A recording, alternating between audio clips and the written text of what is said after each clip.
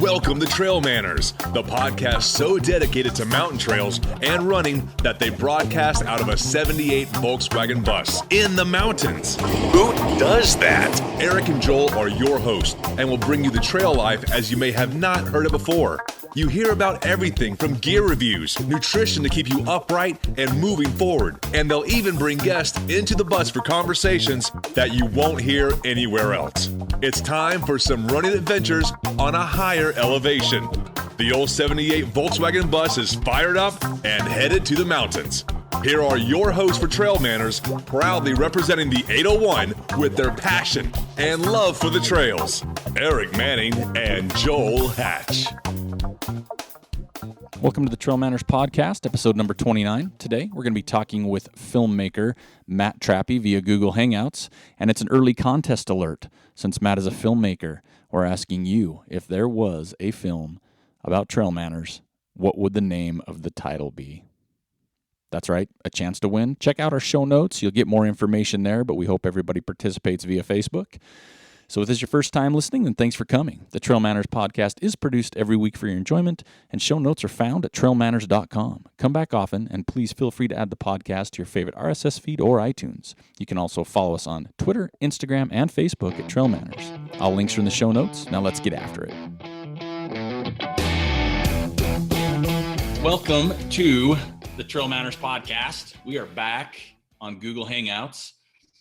We've got Joel here. Hey. And we have a special guest today.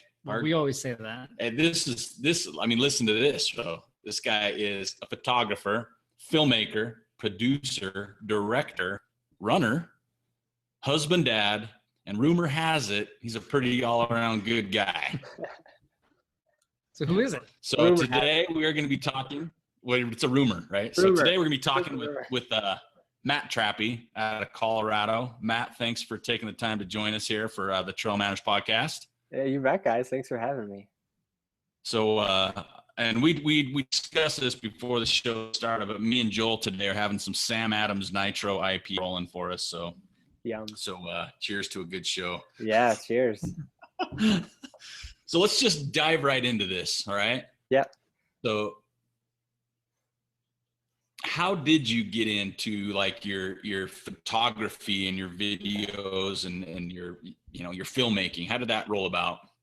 It was probably started in grad school almost for me. I was in business school and spent a couple semesters of that, basically half the time in Europe traveling.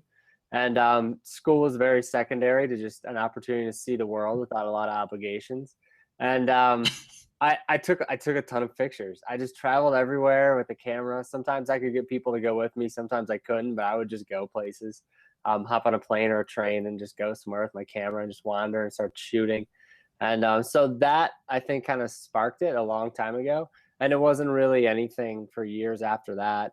Got a job, worked in corporate America and did that for a while, really kind of figured that out and what I thought of that. And then decided to give something that was more of a passion a shot. And and here I am now. So that was probably, I think it was 4 or 5 years ago that I really kind of started this. And then like 2 or 3 years ago, I really kind of jumped in full time. So you kind of mentioned it there, and that's something I'm really excited about because you said you wanted to find something you're passionate about. Yeah. We've had this conversation before, and I told you personally, you kind of inspired me to do something like this podcast because I wanted to do it for so long. I love it. But I had a chance to run with you in Silverton a couple of years ago on the Hard Rock course. We had some pretty good conversations kind of when we met. Yeah. So that jumping all in, I think is awesome and scary at the same time. So talk real quick, talk through the process, that decision, because, you're a family man. Yeah. That decision to go all in and kind of what finally just said, let's do this and let's give it a shot. Yeah. I guess I was lucky in hindsight in that I got a little bit of a push because I worked at a couple different biotech startups, which was far more engaging for me because there was maybe 20 or 30 of us really getting everything done at these small companies, but we kept getting acquired because we would do well. So I went through 2 of those, and on the second one, then I was laid off after the acquisition. kind of in a pretty brutal way. Like, I mean, it's super common for everyone from, the small company that was acquired to then be laid off in favor of all the people at the larger company taking your role. Very common. But I was pretty new still. I'd only been there a handful of months. And my daughter was a week old when they laid me off. Oh man. And I was pissed off about that. And I couldn't go back. Like, I just couldn't do it. I did a couple phone interviews with the other companies, and was looking for a job more just as a knee-jerk reaction because it's just what you do, and was miserable. Like, I hated it. I couldn't even talk to people on the phone in a phone interview. I'd get off the phone and I'd talk to the recruiter, and I'd just be like, "No, that guy was awful. I could never work for him."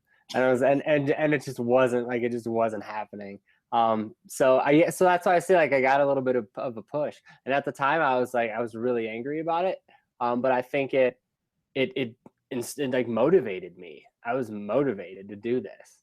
And so, yeah, in hindsight, I think it was a really good thing. So that was really what kind of gave me the push, but I didn't jump in completely full time. That was when we moved out to Denver. I worked part-time, run specialty at Runner's Roost, kind of hedged my bets a little bit. As I got started for a while, and then eventually jumped in full time. That's awesome. So you were from back east, right? I grew up in Cleveland. All this happened though. I mean, I lived in California and I lived in Chicago. So we were in Chicago before we moved out to the Front Range here. Okay. Nice. Yeah. So you had full support, right? Your 1 week old daughter and your wife, full support. Let's do this, huh? Yeah, they were actually. My wife was fantastic. Because she saw how miserable I was. She just knew I couldn't go do that again, especially not right away. So there was definitely an opportunity. And then your first, I won't say your first, but I think when we got to know you and when you've kind of, jumped in or got in was Colorado Trail. Scott Hyme, you did a film documentary kind of about him and his FKT for the Colorado Trail. How'd that come about? Right. That was one of my first forays into video, like, at all. I had just been shooting stills, and Scott and I, knew each other from Colorado here, and he told me about his project he was going to do, and wanted me to document it for him because he knew it was going to be a pretty big deal and something he wanted to remember for his family. And so I just saw that as an opportunity to really learn video and jump into the film side of things. So I just ran with it and made about a 45-minute film out of it and brought on some sponsors to fund it and made DVDs and put it out on the web and interviewed guys like Eric for it. And it was an incredible learning experience. I did everything myself, from all the filming to all the editing, like everything, which I don't do now, but that was the way I learned it, and kind of my first foray into that. So it was great. It's a funny thing you mentioned that, because I was at the St. George Marathon in November, working a booth down there, and a guy came up to me and we started chatting, and he had this, oh my God moment where he just looked at me and his eyes got really big and he says, "You're that guy." And I'm like, I don't think so, Yeah. And he, no lie, he recited 4 or 5 lines from that word for word. No way. Kind of creeped me out, I'm not gonna lie. I was like, wow, that's pretty good. He's like, man, I watch that thing all the time. It's so inspiring, so motivational. Oh, cool. But it was just kind of funny because he was saying some of these lines, and I had my wife and my daughter with me, and they're looking like, are we gonna get like attacked later, or That's a riot. That was all that itself in the film. I had the opportunity to come out to Colorado in the premiere when that was launched and kind of see the stuff going on around that film, and that was awesome. I mean, you did a great job with that, and I think I still watch it. It's inspiring. So I know that one's great, but you have a new one that just came out, a new film or documentary, or what do you want? What do you call it? What do you call it? I do. I call it a film, but it's a documentary as a subset of that. It's a documentary film. And it is called Kissing the Rock. Kissing the Rock. Yep. Nice. So how did this one come about? So Hard Rock is near and dear to me. It's actually, I think, the first race I ever shot photos at, which is pretty wild. I was super, super green, and I drove out to Silverton in my 03 Honda Accord which has no business on any roads in the San Juan, none whatsoever. And I mean, I drove that thing up and down roads. I get flat tires on these roads in my Xterra now, and I drove my Accord all over these roads. So I mean, that I think for me was a lot where I first started shooting photos at ultra trail races, and so the Hard Rock means a lot to me. I've been back every year since. It's been about 5 years now, I think. So I was talking to Buzz Burrell from Ultimate Direction, and we were talking about making a great film about Hard Rock, and the idea to include a little bit of the mining history and a few different characters. There's no shortage of them at Hard Rock, extremely interesting people. And just tell the story of what it's like at Hard Rock and the vibe there, and not necessarily the race and who's winning and nothing like that, because it's just not about that for anyone that's there. So Buzz and I started talking about that probably, almost a year and a half ago, probably now. It was about a year from, I think, inception to when the film launched, pretty close to that. And we brought in some other sponsors, and I got a crew for this one. I had several people helping me film and an editor, and I had a composer who scored it, motion graphics. Really got a proper crew together. Based on a lot of things I learned from making Running the Edge. So and we did it up, and it's great. I'm really happy about it. Well, me and Jill had the opportunity to watch that, and the storyline on that, the storytelling component is awesome. Yeah, it is. Great. The history of Silverton, I think, is pretty touching. The characters, as you mentioned, or the people you had, Anna Frost, Billy Simpson, and Hans. Yep. Oh man, what three? I mean, again, there's a ton of people, but there's what a great group. Yeah. I mean, Billy. I mean, when he said it's like going from Bud Light to heroin. Yep. That resonated with me big time. That was hilarious. Right? It's true though. It's true though. You go to Hard Rock, and it's hardcore, man. It's for real. So how did you decide? Because it kind of focuses on those three we just mentioned primarily. Was there a decision-making process? I mean, how did you figure that these three are the ones you wanted to kind of capture in this film? So I knew pretty early on those were the three that I wanted, and luckily they all agreed to be a part of it. They just bring completely different perspectives to it at different stages of their career. Anna's a professional. She's really good. She was a favorite to win. We thought she might. We didn't know, but she ended up winning. It was her second 100-mile race ever. And then, Billy was going for his 10th finish, kind of grappling with that. And Hans is kind of even further along. He's still trying to finish these things and trying to grapple with the idea of just being not old enough to do it anymore, despite having finished 140 of them. So just really interesting stories from different perspectives. And I thought that would really tell the story well. Well, when you mentioned Hans, for those that don't know him, he's 75, right? 75, yeah. 75 years old. And even though I'm going to read just a quick little stat, because there's some listeners out there that know much about Hard Rock, and we'll get into it here. But it basically is a 100-mile loop in the San Juan Mountains. Start, finish in Silverton. It goes through Ouray, Telluride, Sherman. They change directions every year. It is a monster. 34,000 feet of climbing. That's not just elevation change. Yeah. That is climbing. Yeah. And they're, Handy's 14,000 feet. You go over 13 how many times? Yeah, how many? 13 times. How many times you go over 13? 7 times you're over 13,000 feet. Yeah. So, I mean, for those that don't know, if you don't know, you need to learn about it, because it is. And Matt, you mentioned it earlier, and I've had the opportunity to go down with Scott Jaime and crew for him a little bit and hike with him for a couple miles but the vibe down there, the way the town rallies, the people that go down, I mean, it's unbelievable. Yeah, and there's no short, like I said, there's really no shortage of people that I could have included in the film to tell that story. There's just so many really interesting, cool, and genuine people that are down there for that race that it really creates, I think, what makes it special more than the course, and that's so beautiful and everything. But people keep coming back because of the company. Well, what was your goal for this film? I mean, what was your mission to make? What did you want the viewer to get from this? I wanted to convey the vibe and the feeling at Hard Rock. I wanted to convey my experience there, what I think makes it special, the people that I think make it special.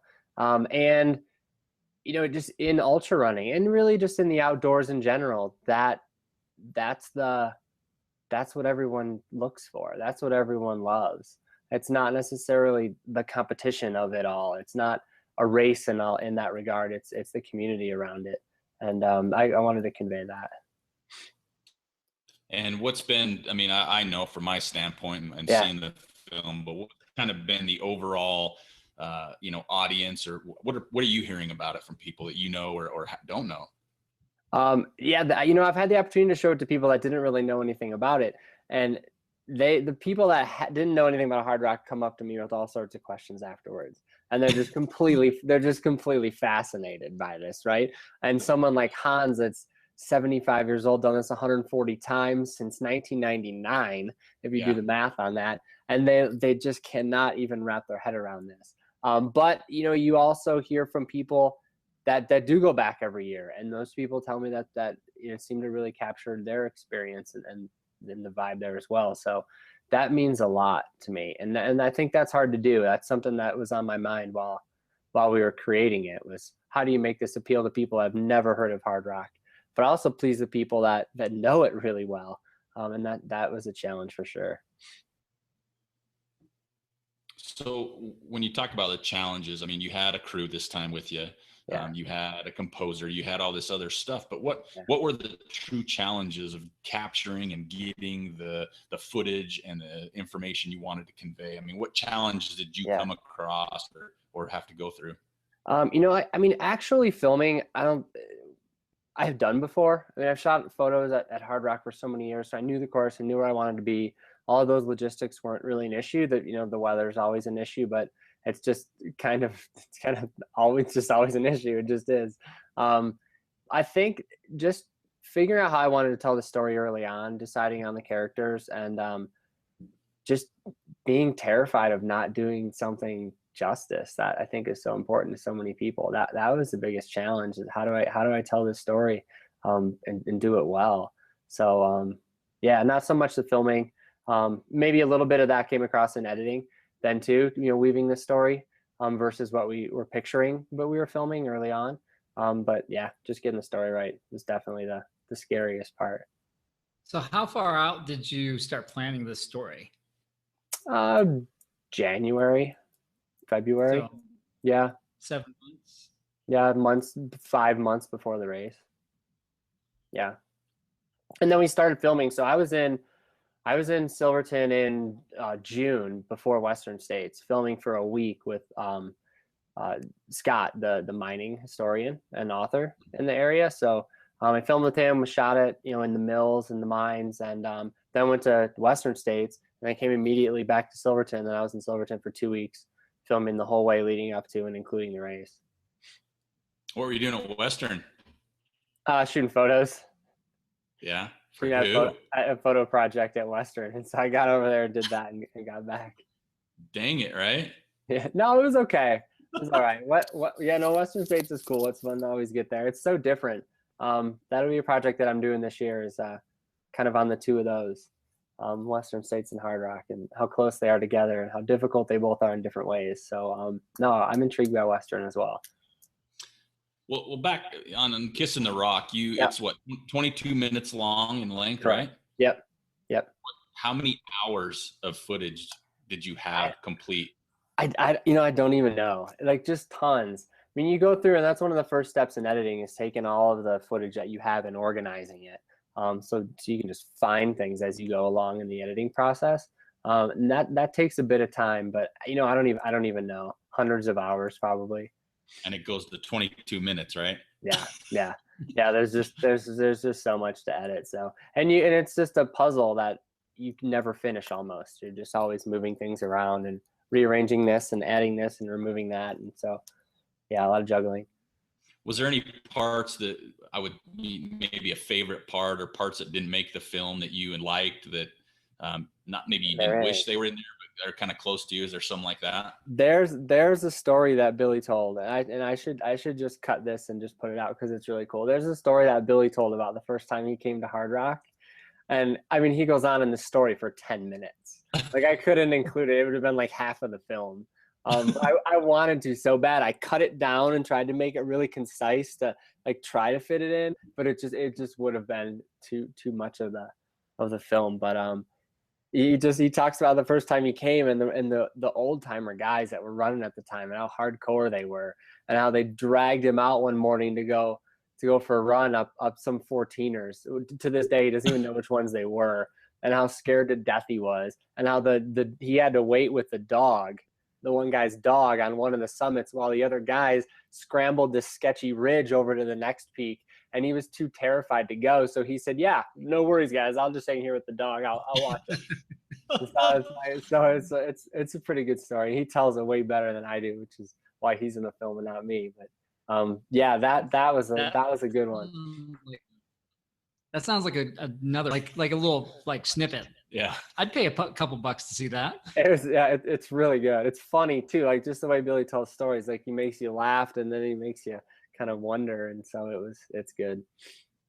Well, in the film too, I mean, as much as you talk about the history of the town and I mean, the scenery obviously is gorgeous. Yeah. It's remarkable, but it's emotional. Yeah. It's 22 minutes long. I watched this and there were times where I was inspired. I wanted to go out and just run up the biggest peak I could find. Yeah. In my PJs. And then the next moment, where Hans talks about, when he can't walk anymore and, talking about Alzheimer's and it's emotional. And as not just a trail runner or an athlete, but as a human being, I think people can relate to that. And overall, I think that's just remarkable bringing that through the film. Yeah, it was. I mean, I was just really lucky that Hans especially, I mean, but Billy and Anna also, they opened up to me in the interviews and really, told me things and weren't afraid to shed a tear. And that says a lot about them. And so I'm really grateful for that because it makes the story really impactful. Well, I think you do such a great job because again, with the Colorado Trail, and as well as this one, you have funny moments where you sit in the theater and you sit in the audience and people are just cracking up. And then there's an emotional part that comes up and you cannot hear, you can hear a pin drop. It gets so quiet because you can almost feel everybody connecting to the moment. Yeah. And that's not easy to do. I couldn't imagine. Yeah, but that's definitely a goal. I mean, I want there to be, a lot of ups and downs in it. I mean, that's how these stories go. That's how people connect with them emotionally, is feeling all sorts of different emotions, good and bad, throughout the film. And so I try to do that. I try to really convey the experience, emotionally, a well-rounded story. So yeah. I'm gonna put you on the spot because I've been asked this multiple times. Okay. Why was it only 22 minutes long? It's I thought the length told the story pretty well. I was intended to make something in the 20-25 minute range. It fits well in film festivals. It's I think for the distribution that we wanted to do, we're kind of doing this tour at specialty run stores, and it's paired with run clubs, and they're kind of making a night of it. And I just think that length fits a little bit better. I think when you start to get to 45 minutes, it's something that's a little bit more of a dedicated event, maybe in the theater, than part of a different type of event. So I think the shorter length goes pretty well. But I do hear from people that they wish it was longer. So I guess that's a good thing then, rather than telling me they wish it was shorter. That's a testament to you, right? I think so. Yeah. When I got to the end, it was like, dang, I wish there was more of that, because it was good. It was such a well-told story. I really enjoyed it. Like, I got done, I was like, man, I'm happy I watched this. And I'm not gonna lie, I watched another Hard Rock movie the same day, and yours is so much better. Well, thanks, guys. Appreciate that. So with what you're doing, if anybody knows you or knows about you, you're always on the road. You're traveling, you're doing photo shoots for companies, you're doing stuff for yourself, you're doing filming, all that stuff. So you get to meet people, and you get to meet what I will call athletes, runners, whatever they do. Yeah. What are your, what do you take away from that? I mean, working with these type of people, say trail runners, for example. I mean, what what do we need to know about trail runners through your eyes? I don't know. I mean, everybody's just a normal person. Whether I'm shooting with somebody that's an Olympic athlete or any of the trail runners that run around in our world, yeah, everybody's just pretty normal people. Trail runners are probably a little bit more shy of the spotlight, I guess.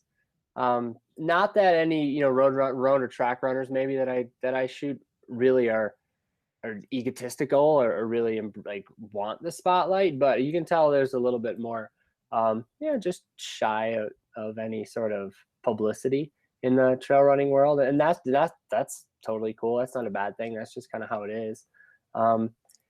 Yeah, I don't know. They're kind of my people. That's what I like to do, is run up the mountains. So I prefer shooting up on a mountainside with somebody and not having to shoot right near the parking lot, right? Not being afraid to hike up to the pass to get the beautiful scenery for the photo. So yeah. So with what's next? I mean, do you have any other, is there anything you can talk about you're doing next? Or are they secret little, deals? What do you got going on? Yeah. I'm going to be filming at Western States and Hard Rock this year, both for a joint project about running the double, running the two of them. So who's doing the double this year? Jeff Browning. Oh, wow. Jeff Browning's running both. And that's a difficult thing to do. I mean, guys like Carl Meltzer end up DNFing at Hard Rock after doing Western States a couple of weeks earlier, and that's Carl Meltzer. So it's a pretty difficult thing to do. The two most difficult, most coveted American hundreds, maybe in the world. You could debate that. Within 2-3 weeks, depending on the year, for different reasons too. Western States is fast. It's really competitive. It's really hot. Training for that, and then training for Hard Rock, that's at altitude and really slow. And usually the field's not as deep as like a Western States. That they're just totally different races, and doing those and even just finishing them within a couple weeks of each other is pretty difficult and hasn't been done a whole lot of times. So yeah, we're gonna try to explore that this summer. Well, and what you say too, I mean, the races themselves, I've had the opportunity to go out to both. They are like, as much as they're both hundreds, they're the both, like you mentioned, the coveted ones. Yeah. They are so polar opposite in the vibe and feel. Yeah. Western is this just hyped up, and it's not anything negative, like commercialized or however you want to say it, but it is like hyped up. Yeah. It is just a great daddy big thing. Then you go to Silverton, and hard as that is, it is so laid back. Yeah. And so just the vibe and the feel are totally different. Yeah. I thought that they were more different in previous years, but after being at UTMB, I think Hard Rock and Western States are closer to each other than Western States or anything is to UTMB. So I don't think Western States is like particularly, crazy, but it's certainly still very different from Hard Rock. So yeah, they make a good contrast for storytelling. So is this one that you're going to be doing this summer? Are you kind of following Jeff around a little bit? Yeah. So I'll be following Jeff around for sure. Both at Western and Hard Rock, probably a little bit before and in between. And figuring out the best way to tell this one. Probably talking to some other people I've done it before. Nick Clark got third at both in 2011, which was pretty cool. Yeah. So talking to some other people about it. What's the kind of goal for this one and minute wise? I'm curious because that's where I'm on. No, I think this one's gonna be shorter. I don't think it'll be more than 10 minutes. But we'll see. We'll see how the storyline ends up going. You kind of sketch it out and you think what it's going to be like. You think what's going to make sense, but you don't know what's going to happen either, right? So you have some lines in the water that you're filming for storyline wise, and then you just see what ends up happening. And sometimes that dictates the length too. So we'll see. So are those kind of is that kind of the big project for the year right now for you that's on your radar? That's kind of the next big project. There's several different photo shoots. It's kind of funny, like it's cool doing both, and I really like shooting video and photos because you've got photo shoots they come and go. They're a little bit more of a flash in the pan. Maybe it's a few days, even if it's a big shoot that lasts a week, then there's days of editing, but then you're kind of done. Video projects, they take, a year of planning and scripting and permitting and editing, and so those kind of are, the longer term projects. So the one with Western Hard Rock is next. And then there's some other things for later in this year that I'm really excited about too, but don't know a lot of details about them yet. So I can't really speak without probably saying something wrong. We do that all the time. Yeah. Yeah. So yeah, but really cool stuff for later in the year too that I'm really excited about. So being the filmmaker, everybody's got bucket lists for runners or, whatever else. What's your bucket list film? Like if you could do anything, the budget was there, the time was there. What's your big one? Is it a UTM? No, I don't think it's race oriented at all. And I don't know that I don't know exactly what it is, but I don't think it's race oriented, and I don't think it would be necessarily demand a particularly big budget. I just like really trying to tell a story, like we talked about, with emotional ups and downs and laughs that take people on a little bit of a roller coaster, but a human story, like a story about a person with a really unique experience, or really unique story or situation, or something like that is really what I'm always looking for and wanting to tell. So it wouldn't necessarily demand a big budget, and I don't know what it is, but you just have to talk to people and meet people and read about things, and that'll come up. Well, I'm ready when you are. My slate clean, so we can do this, right? So with saying that, I got a question for you. Yeah. You ready for this one? Yeah, all right, go for it. If you made a film or documentary of me, what would you call it? I mean, TrailManners is really obvious, right? I don't know. How about like TrailManners, warm and snuggly, something like that? TrailManners, the cuddly bear. See? I don't know. I could see that on a marquee. I'm like, TrailManners is the obvious one, but I don't know, Eric. We'd have to talk about your story, man. Get deep. That's a long. We got a lot of time for that. That's for sure. That's a whole other episode. Maybe it really is. Yeah. So we need a shrink. Yeah. Oh boy. Don't get me started on that, man. I don't have the money for that right now. It's time for my medication anyway. So what if there's a documentary on you? What would you call that? What would it be about? Oh, I don't even know. I mean, the thing that inspires me the most is people like what you guys are doing. People that just pursue their passions and don't care what anyone else thinks. Don't care what the societal pressures are. Don't care what your family thinks you should be or do for a living. And people that kind of at all costs really pursue something they feel strongly about and they just love. So I can get behind anything like that. And so I would hope my story would include something along those lines. But that's the story I like to tell about other people too, because I'm inspired by that. Well, you see a lot more, and again, I'm going to have to go back to the trail side because that's kind of what we do here. Yeah. But as far as trail running goes, you definitely see a lot more videos and film. Photos have been there, and I think still they're increasing. Yeah. There's some great photographers. What would you tell people that are wanting to get into it or take it to the next level, that enjoy it? I mean, what kind of words of advice or wisdom would you have? Because, I look at what you've done, and I would say, I know it's young and I know you've only done a few, but you do a great job. I think you're accomplished at what you do. You've got a great reputation. What would you say to somebody that wanted to crack this nut? I would say two things. Shoot a lot. Shoot as much as you can all the time. And don't be afraid to shoot terrible stuff. Like don't not shoot something because you don't think you'll do it well. Go shoot, whether it's photos or you're shooting a film project. Just shoot a ton and learn as you go. That's just, for me, that's just the best way to learn. I can read something all day, but if I'm not doing it, I'm not really learning anything. And then too, like on the business side, if people are trying to make a career out of something like this, treat it like a business. Don't shoot for free. Don't just be pretty serious about it from the business side of things. And I think if you're really passionate about it, then with those two things, you'll get somewhere.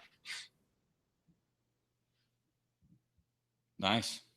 Yeah. So you're in where are you at now? Denver, Boulder? We are, just outside Boulder. And so you still run a lot, right? Because you've done some races. You're a runner. I'm trying to. I didn't do much the whole second half of last year and really over the winter. I really didn't do a whole lot. But I'm running the Tahoe Rim Trail, not the race, the trail, with a buddy next month, the week before Western States. So I'm training for that right now, which I'm psyched about. It's gonna be cool.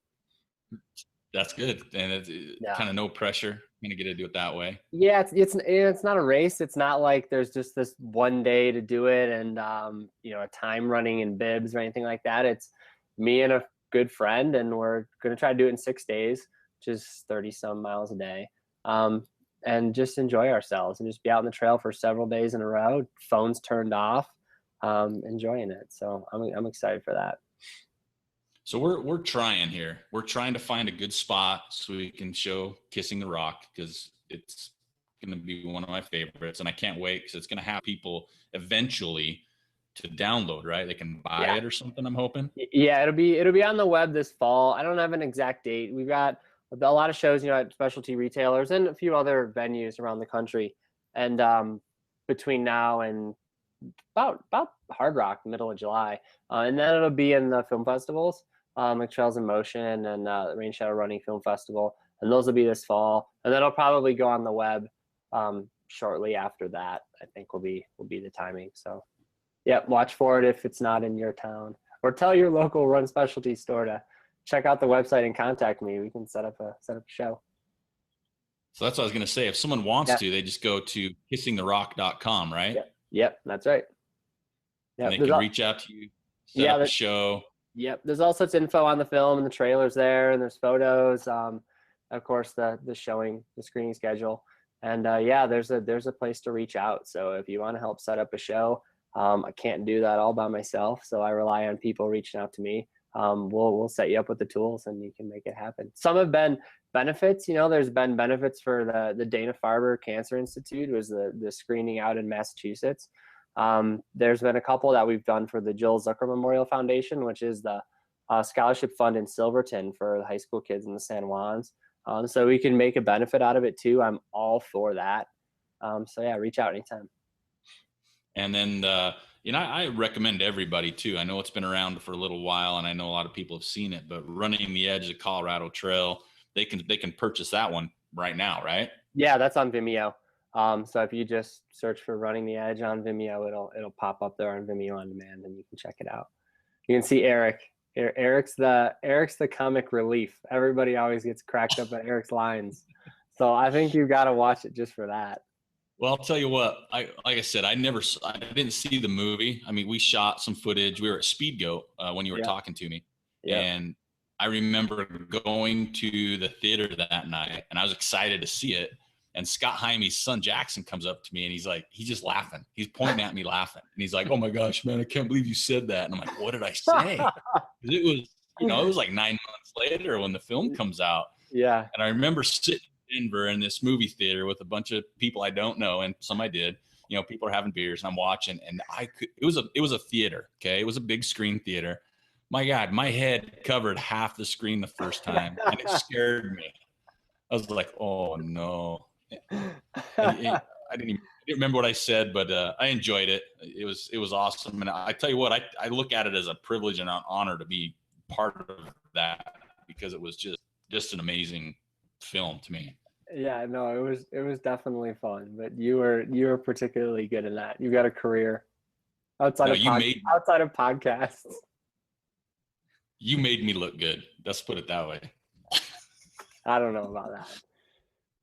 Well, Matt, I can't thank you enough for put all your information, kissingtherock.com, trappephoto.com on our website. We're going to encourage everybody to reach out to Matt. And I feel pretty fortunate that I got to know you when we ran a little bit in Silverton and met sometimes before and after. So I feel fortunate to be able to call you my friend. But I think you do an amazing job. Thanks, buddy. I know the trail running community is lucky to have your skill set, so you can relay those messages for the people that can't get down and see these things, or maybe inquisitive a little bit more. Yeah. So I appreciate you joining. I can't wait to go offline, talk to you about the new TrailManners film that's going to be coming out.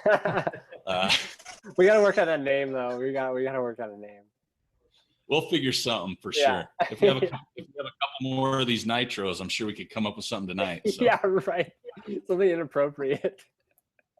Hey, there's nothing wrong with that. Maybe that would be appropriately inappropriate. I mean, have you shot a film that has not been everybody could see? I could be that next level for you. Yeah, maybe. I could really branch out of the tame trail running world. I would need some body doubles at times, but we can figure that out later. At times. Good stuff, guys. Thanks for having me. I really appreciate it. Thanks, Matt. Hey, thanks, Matt. We appreciate it. You're going to be in Hard Rock. I'm hoping to make it down, so hopefully I can at least see you down there this July. Good luck with everything you're doing. Tell your family hello. Will do. And thanks again. Yeah, will do. Thanks, guys. Take care. Appreciate it. Thank you for listening to the TrailManners podcast. We'd like to thank Matt Trappe for joining us. And you can check out more of Matt's work over at his website at trappephoto.com. That's www.trappephoto.com. Or check out more of Kissing the Rock and when it's coming to your town, how to bring it to you at kissingtherock.com. Check out the hashtags, hashtag Kissing the Rock, hashtag Hard Rock Film for more information. See what people are saying about it. Again, thanks, Matt, for joining us. We'd like to encourage everybody also to follow us on Instagram, Twitter, and Facebook at TrailManners, or swing by the website at trailmanners.com. Thanks for your patience as we work out this Google Hangouts, and the sound will dial in a pretty solid mic here pretty quick. But make sure you stop by our store page, check us out, check out our gear, visors, hats, shirts, stickers, you name it. And then also let us know what you want to hear, who you want to see, and if you want to be on the show. So until next time, this is Eric Manning with Joel Hatch reminding you, you don't get what you wish for, you get what you work for. Now go get it.